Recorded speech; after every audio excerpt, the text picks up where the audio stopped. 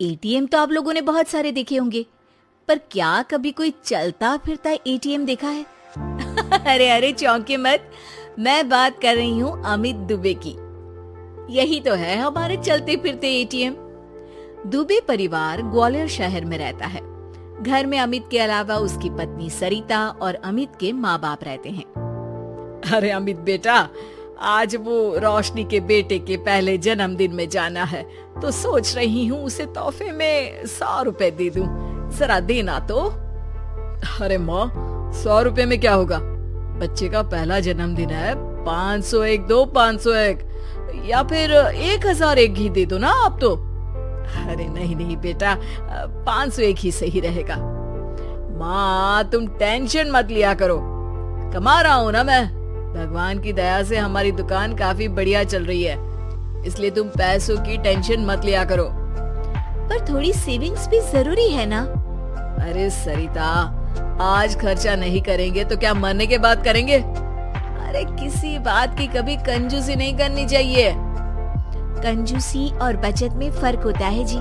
चलिए मुझे 5000 रुपए दीजिए, एक काम है मुझे। अरे अभी क्या काम याद आ गया एकदम से? मुझे बता तो, मैं कर दूंगा काम। तुम क्यों तकलीफ लेती हो?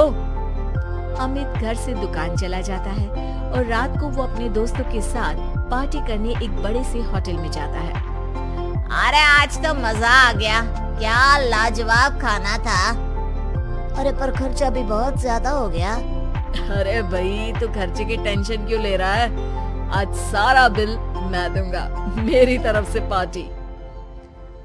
अरे अरे पर अमित। वेटर, जरा बिल तो लगा देना। वेटर बिल लेकर आता है और टिप की डिमांड करता है और अमित सबके सामने दिखावे में उसे 500 रुपए टिप दे देता है। ये रखो तुम्हारी टिप। और ऐसे तो क्या है, आते जाते रहते हैं यार। Enjoy life. पार्टी के बाद अमित घर आता है और सरिता उससे कहती है, आप पूरी दुनिया में पैसे बांटते फिरते हैं, लेकिन जब मैं मांगती हूँ तो आप कुछ ना कुछ बहाना बना देते हैं। आखिर मेरी भी कुछ जरूरतें होती है ना। अरे सरिता, ये कैसी बात कर रही हो तुम? पत्नी हो तुम मेरी, जो मेरा है वो सब तुम्हारा ही तो है। तुम बताओ किस चीज की कमी है हमारे घर में? और तुम कौन सा कहीं अकेली जाती हो? मैं तो हमेशा रहता हूँ तुम्हारे साथ। तुम्हारा चलता फिरता एटीएम। सरिता को मन ही मन में ये बात खटकती है कि अमित उसका ख्याल अच्छे तरीके से नहीं रखता है, बस दुनिया के सामने अपनी शान दिखाता फिरता है। अगले दिन अमित के पिताजी उससे कहते हैं, अमित बेटा, वो गणपति उत्सव में चंदा देना है। 501 रुपए दे दिए हैं, चलेगा ना? अरे पिताजी, आप मेरी बदनामी करवाएंगे क्या? अरे इतने बड़े आयोजन में सिर्फ 501? क्या इज्जत रह जाएगी मेरी कॉलोनी में? लोग क्या सोच रहे होंगे? अभी जाते जाते 5000 रुपये और दे देता हूँ उन लोगों को। हाँ अच्छा ठीक है बेटा, जैसा तुम ठीक समझो। सरिता, मैं नई कार लेने का सोच रहा हूँ। एक पार्टी का पेमेंट आया है तो उससे कार ले लेते हैं।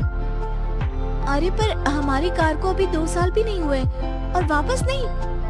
मैं इतने दिनों से स्कूटी मांग रही हूँ, वो अभी तक नहीं दिलाई और नई कार लेनी है।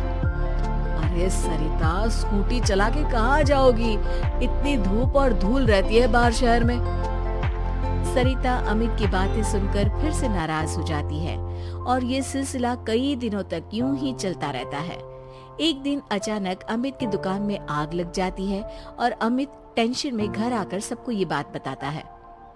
अरे बेटा, कैसे हुआ ये सब? कितना नुकसान हुआ बेटा?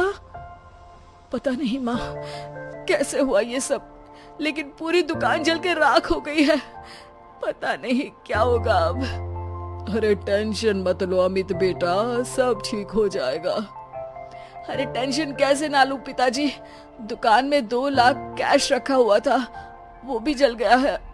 और कल वो कैश बैंक में डालना था, अब तो चेक बाउंस हो जाएगा। अरे बेटा, बैंक में कुछ पैसे बचे होंगे ना, वो काम आ जाएंगे अभी। अरे नहीं ना माँ, बैंक में मुश्किल से 10-15 हजार होंगे। सारा पैसा अभी कार की बुकिंग में दे दिया था। अब कहाँ से लाऊं एक दिन में 2 लाख रुपए? ये सुनकर सरिता अपने कमरे में चली जाती है और अपने हाथों में 2 लाख रुपए लेकर बाहर आती है। ये लीजिए, पूरे 2 लाख हैं, शायद इससे आपका काम हो जाए। पैसे देखकर सब लोग हैरान हो जाते हैं, खास तौर पर अमित। तुम्हारे पास इतने पैसे कहाँ से आए सरिता? आप तो चलते फिरते एटीएम है जो सबको पैसा बांटते फिरते थे, लेकिन मैं इतने सालों से सेविंग्स अकाउंट बनाकर धीरे धीरे कुछ पैसे जमा करती थी। वही सारे पैसे हैं ये सब। हमेशा मैं कहती थी कि कुछ पैसे मुझे दीजिए, लेकिन आपने तो मेरी एक नहीं सुनी। वाह बहू वाह, अमित हमेशा एटीएम की तरह पैसे बहा देता था, लेकिन तुमने बैंक के लॉकर की तरह पैसे अपने पास जमा करके रखे। शाबाश बहू। सरिता की बातें सुनकर अमित को अपनी गलती का एहसास होता है। सरिता, मैं हमेशा दिखावे के चक्कर में पैसा खर्च कर देता था, लेकिन कभी तुम्हारी जरूरत पूरी नहीं की। लेकिन फिर भी तुमने अपनी समझदारी से ये पैसे जमा किए। आज ये पैसे नहीं होते तो पुलिस मुझे जेल में डाल देती। अब से मैं अपने पैसे एटीएम बन के बांटूंगा नहीं, बल्कि सरिता के सेविंग्स अकाउंट में जमा करूंगा।